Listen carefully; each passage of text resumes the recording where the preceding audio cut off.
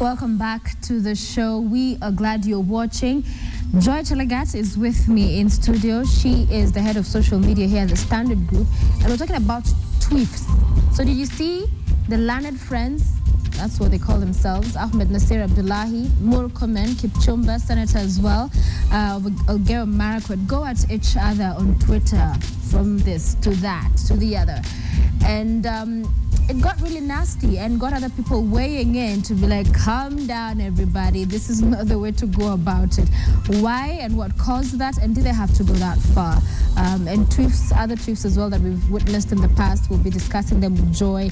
Be part of our conversation. You can share, tweet me at Sophia Wanuna, some of the most memorable tweefs you remember. Memorable tweefs, of course, you remember. But that was quite something, Joy. Yes. And all from an article he penned down about test tube politicians. Test tube politicians. Who started it off?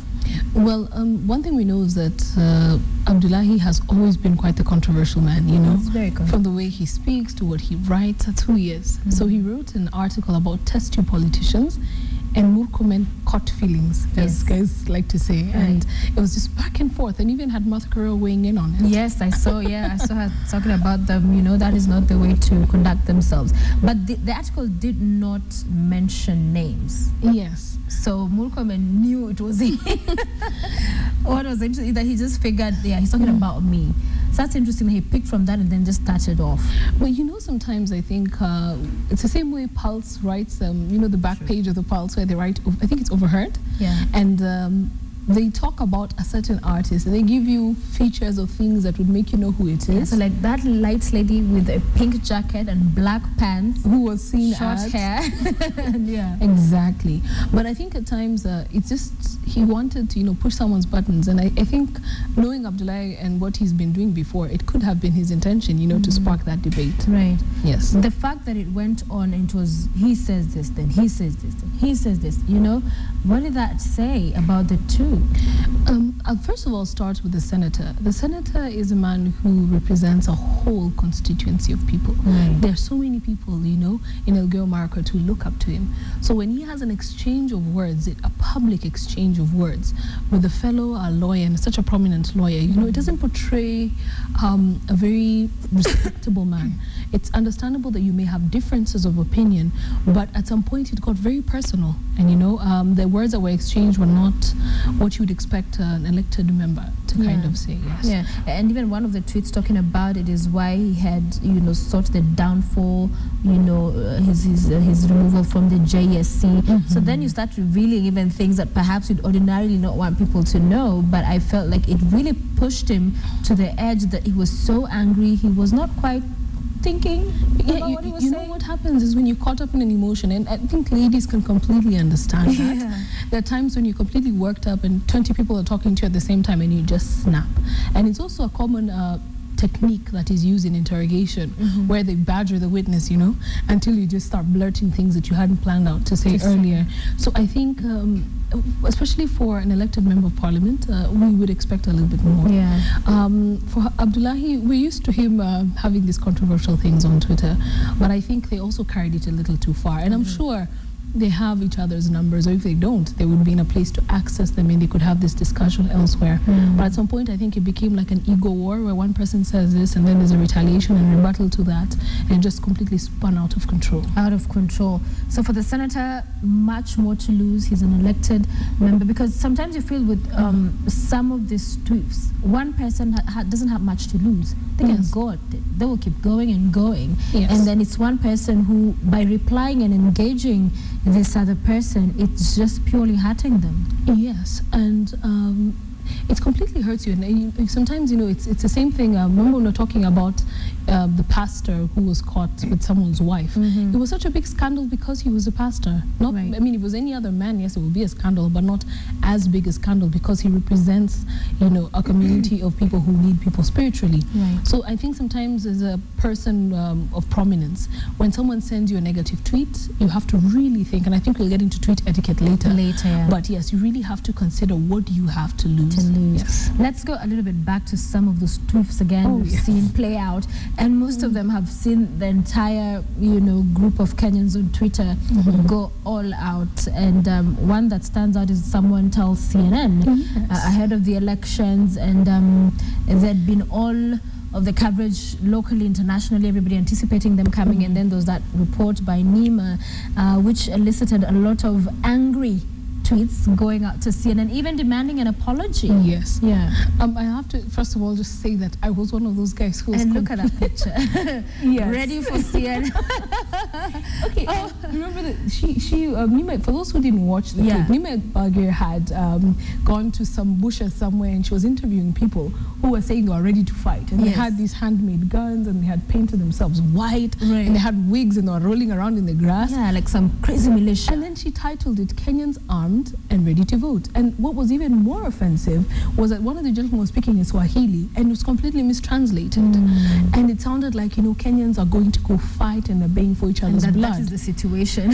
So Kenyans on Twitter got really mad, and then they got a kid who had, I think this is unga on his face, maize flour, and then they said, we're now ready for CNN. And people are wondering, with all the might that CNN has, could they not verify the facts, you know?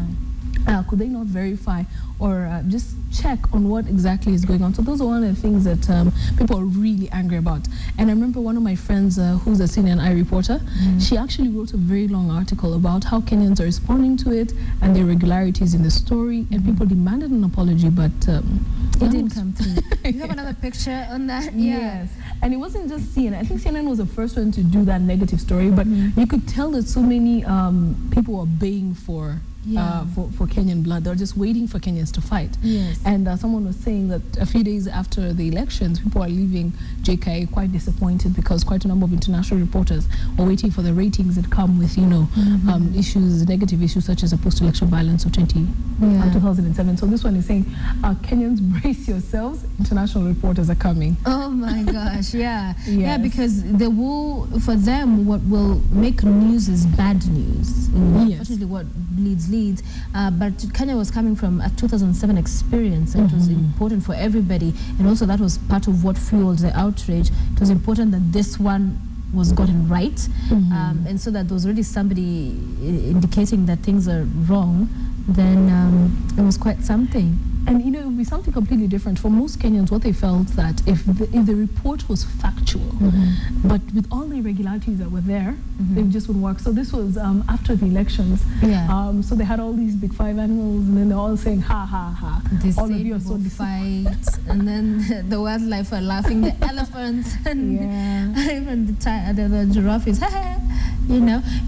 but the thing also, that tweet and the outcry was on someone told CNN, but also there were quite a number of several personal attacks on Nima herself. I remember just very many tweets with her being, her Twitter handle there. And so she was reading all of this that people were saying. She did not reply.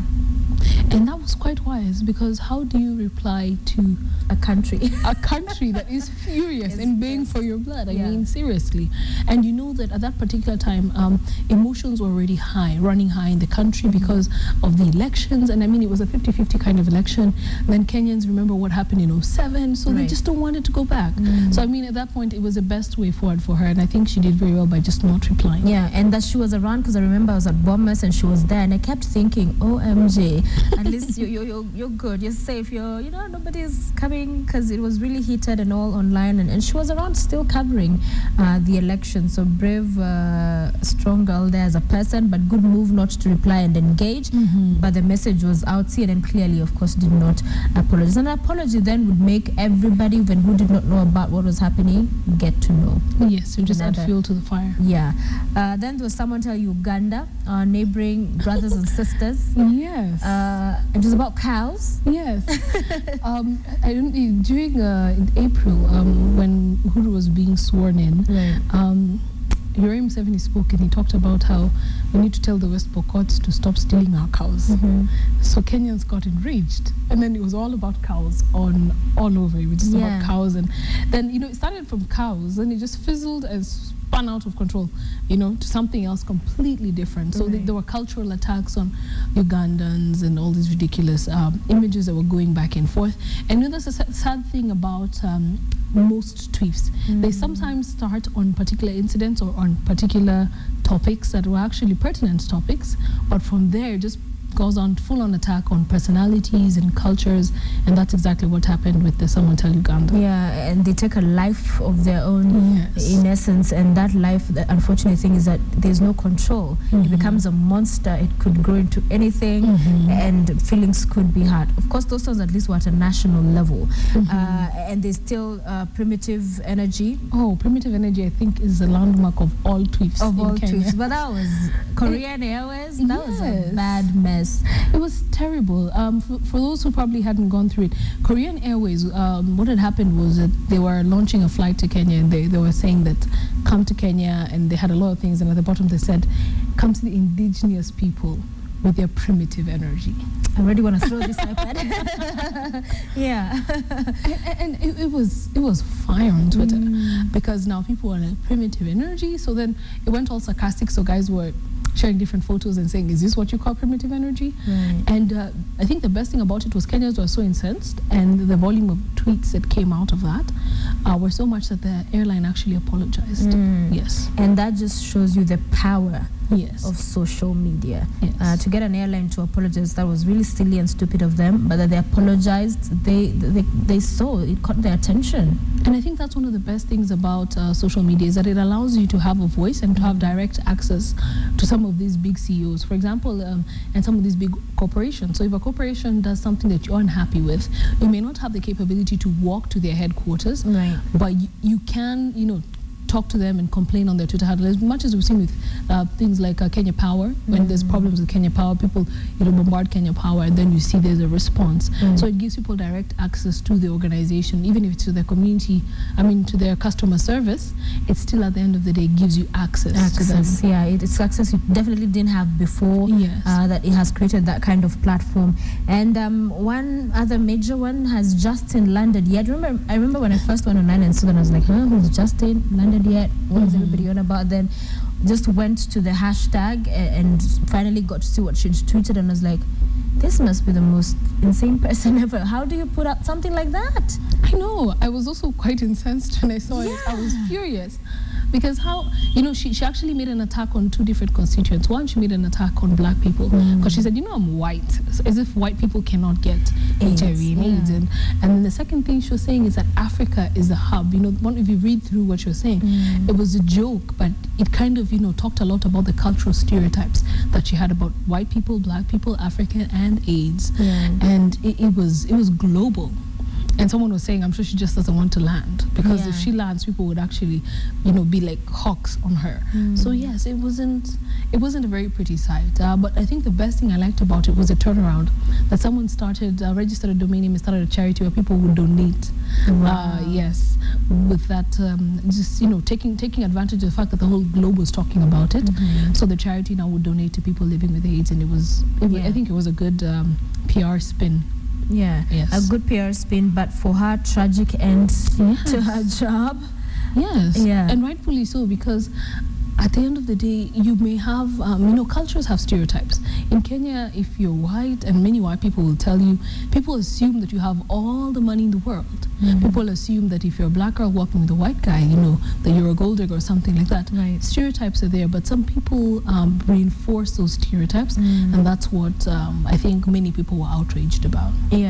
Somebody's Soko analyst is talking about the truth we talked about earlier, two baby lawyers. One happens to be a senator, LOL. Somebody's saying also, when we asked the question about what stands out for them most, it was that Kipchumba Murkomen and Ahmed Nasser Abdullahi tweef. So the biggest important thing to remember with these tweefs is that when you're putting out stuff online, when you're tweeting, when you're posting on Facebook, you're putting out to the world. It's not just your friends. It could go out everywhere. And the misconception sometimes is that when you delete very quickly, then it's gone. But that's not the case, right? No, I should know because I screenshot it when people make some errors. Yeah. You know, the thing about digital media is once you see it, you have it. I can snip it, I can save it as a screenshot, and I can reshare it. And that's happened a lot. We know of cases where media houses have made errors and people have snipped it and reshared it over and over again. We know of cases where people put some nasty photos of themselves and they pull them down, but the moment people saw it, they took it. So yes, you have to really consider, and as you said earlier, ask yourself, what do I as an individual have to lose when I share this or when I tweet this? The etiquette part of this conversation, because the tweefs then is, you will at one point or another disagree, and that is part of life, varying opinions, ideas and all, but when you decide to go on hard with somebody, it's not good. And you see, for Ahmed Nasir, it's not the first time. I remember there's an article that the professor, what's his name, Macau, penned down about him, and he wrote a tweet talking about, it was very nasty, that he knows that he's sleeping with other women's women. It was there. And actually then tweeted again to clarify, and when I say mamas, I mean girlfriend. They're like, okay, so he did not take him on, but the fact that some of these things could become crazy tweets is clearly people not understanding etiquette online. Yes, and I like one thing you've said is that conflict is a spice of life. You know, out of conflicting ideas, that's where democracy comes about and things like that. And you cannot walk on eggshells when you're on Twitter or on any kind of platform, but there's some things that you have to do. First of all, make sure that you stick to the issues.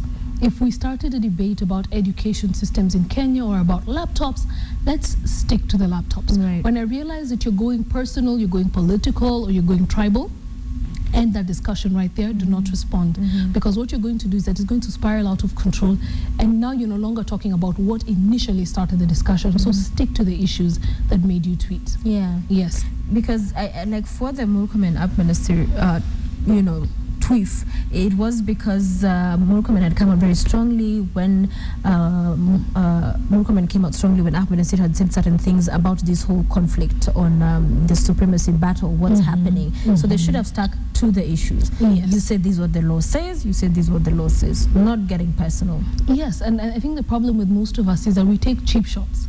You know, if I don't like what you've said and I can't beat you in terms of an argument, I'll hit out you because of the way you dress or what I perceive about you, what people say about you. So when you see someone taking a cheap shot at you, just leave it be. The second thing is that silence is golden, as we saw with Nima Ebagi. Yeah. Silence is at times golden. There are times when you've made a mistake, and correcting the mistake or responding to it or retracting it or apologizing would just, you know, make more people know about it and make it a subject of discussion for even a longer period of time. So silence is golden. When you realize that there's an error, just let it go. Let people tweet. Give yourself like 2 weeks, a week off of Twitter, or just, you know, go all hallelujah and inspiration like some people I know. I know, how is that? What is it you think takes people to that place? I think it's just a way of ignoring. It's like, you know, when kids stick their fingers in the air, they're like, ooh la la la la la la. Yeah, so it's like I shut you out and I just create a completely different environment. But when you do that, when we can see, because then you start saying hallelujah, praise the Lord, and you're like, okay, so from, you know, saying this, now we are all hallelujahing. I mean, it's just now you change the discussion. Now you're no longer talking about what I said earlier. You're talking about the way I'm ignoring you. So I mean, it's one of the ways that people do that. I personally just advise that silence is golden, or you just change the discussion. But the best way to go about it is change the discussion or go quiet for a few days until that, you know how we talk about news cycles in the news, talk about till that tweet cycle is over and people have already moved on. Because the best thing about Kenyans on social media, they are very myopic and they feel things for like 2 or 3 days and they moved on to the next hot topic. So if you give them some time, it'll fizzle out and the story will die. So that's the best way forward. Okay, so most important, those two. Any other? Yes, and I think the final one, just even if you're not on the receiving end, on the other end also, you know, we practice defensive driving. Yes, you kind of see where this guy is going to go and you drive in the other direction. You should also practice extensive defensive tweeting, so that you kind of, you know, it's like a chess match. You kind of analyze, what do you think this person will respond to what I'm saying, then I make my move. So if you're embroiled in a tweet, or if you're in the middle of a a discussion on Twitter, try and analyze what could this person say in response to what I'm saying before I tweet it. That way you can just subvert a potential tweet. Yeah. Yes. Wow, amazing, strong pointers in terms of just how to deal and handle those situations. Because then there's the bystanders who sometimes I feel like they add the fuel. Because like the other day, I think it was yesterday or the day before, somebody counter-argued someone's tweet, and then somebody quoted the two of them and tweeted tweef. You know, so like the people always just ready, bring it on, yay, you're about to fight, let's fight. So there's this people who will cheer you on, but people should resist the temptation. I mean, it's just like, you know, we're talking about high school a little earlier. Yeah. So those guys in high school tell you, I can't be even on a kaivo, you know, and they just want to kind of fan the flames, because I mean, it's good humor for the rest of us when people go on a tweet. So I think sometimes you just have to contain your emotions. And somebody on a live note is asking, what's the opposite of tweefs? I don't know. So Masame Machuka is tweeting us, perception, if you're a brand, be that brand. Many don't realize how their tweets will later haunt them. And you've said that numerous times here when we've talked about social media, that really it's always going to be that there's that memory, as you said, with captioning it, many other ways that will just make sure it's there. It could come back to haunt you. Yes, and apparently Kenyans have a reputation similar to that. I was talking to a friend of mine from Uganda, and she was saying, oh my gosh, Kenyans are bullies. You know, I just see what you guys do.